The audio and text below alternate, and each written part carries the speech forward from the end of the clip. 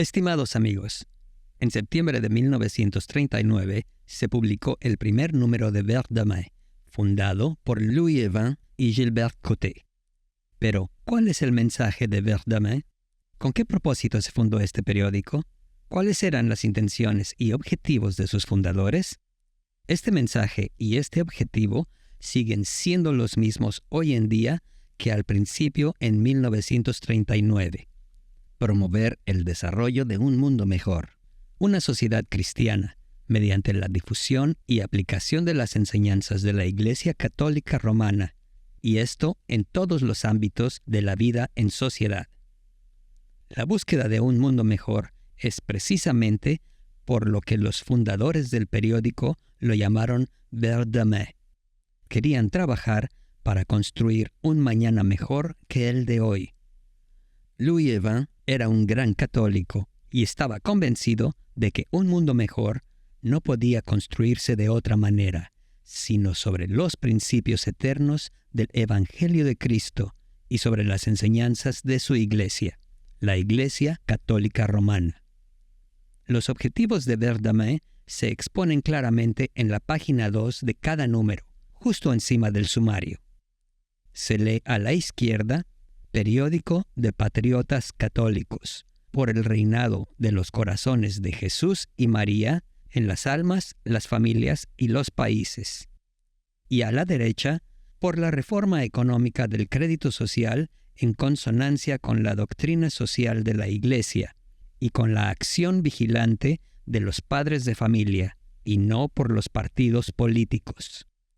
Eso significa, entre otras cosas, que el crédito social del que se habla aquí no es un partido político, sino una reforma económica que podría ser aplicada por cualquier partido en el poder. Verdemain es, pues, un periódico patriótico católico, donde también se habla de reformas económicas del crédito social. ¿Por qué? ¿Qué tiene que ver esto con la religión?, dirán algunos. Tengan en cuenta que no se habla aquí del crédito social chino, sino de las propuestas financieras del ingeniero y economista Clifford Hugh Douglas. Este sistema del crédito social concebido por Douglas no es más que un método, un medio para aplicar la doctrina social de la Iglesia, que a su vez forma parte de las enseñanzas de la Iglesia. En esto, Verdemain no se desvía de su objetivo principal, que es promover el desarrollo de una sociedad más cristiana mediante la difusión de las enseñanzas de la Iglesia Católica Romana. Si la Iglesia interviene en las cuestiones sociales y ha desarrollado un conjunto de principios conocido como doctrina social de la Iglesia, es esencialmente porque, como decía el Papa Benedicto XV, es en el terreno económico donde la salvación de las almas está en peligro, donde las almas se pierden a causa de las condiciones económicas. Esto es muy fácil de entender. El hombre necesita un mínimo de bienes materiales para cumplir su corta peregrinación en la tierra, porque si Dios creó al hombre con un alma inmortal, también lo creó con necesidades materiales: alimentarse, vestirse y tener un hogar. Pero para poder procurarse comida, ropa y vivienda, el hombre necesita tener dinero para pagarlas. De lo contrario, los productos se pudrirán en los estantes y la persona sin dinero se morirá de hambre. En otras palabras, el dinero y el derecho a vivir del individuo están relacionados. Sin dinero, sobreviene la muerte a corto plazo. Aquellos que tienen el poder de crear dinero, los banqueros, controlan por lo tanto nuestras vidas literalmente. Como mencionó con razón el Papa Pío XI en su encíclica Quadragesimo Anno en 1931, cito: «Este poder es especialmente grande en aquellos que, como poseedores y amos absolutos del dinero, gobiernan el crédito y lo dispensan según su placer. Por esto, distribuyen la sangre al organismo económico, cuya vida tienen en sus manos, de modo que sin su consentimiento ya no puede respirar». Unas líneas más adelante, el Papa agregó que los gobiernos han caído al nivel de esclavos. se han convertido en unos instrumentos dóciles de los poderes del dinero. Lo que se obtiene del dinero por intereses privados es la mayor estafa de todos los tiempos y ha tenido consecuencias fatales incalculables: crisis económica, guerra, etc.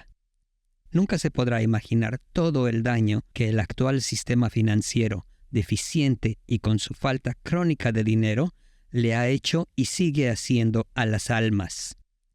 Y no solo los individuos tienen problemas de dinero, sino también los gobiernos.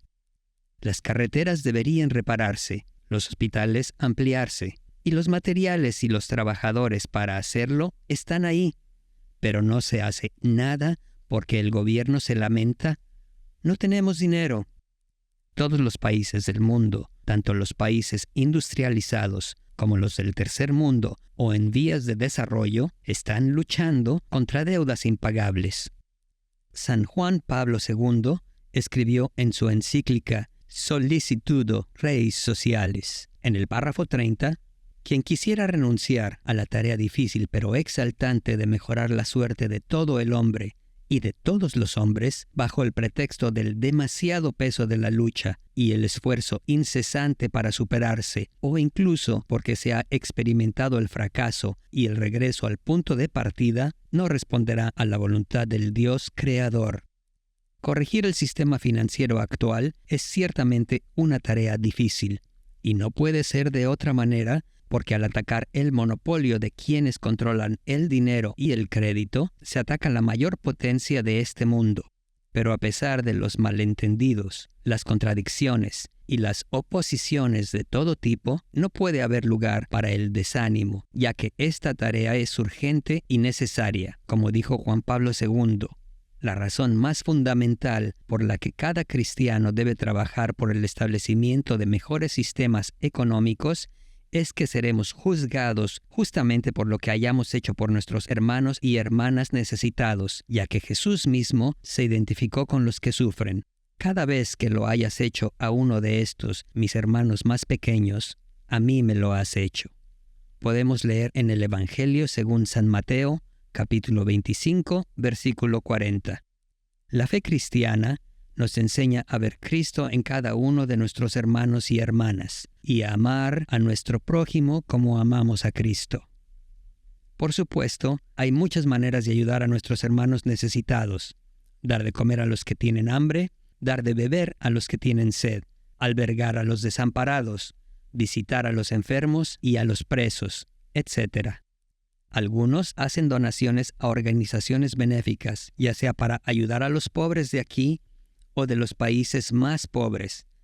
Pero si estas donaciones pueden aliviar a algunos pobres durante unos días o unas semanas, no por ello se eliminan las causas de la pobreza.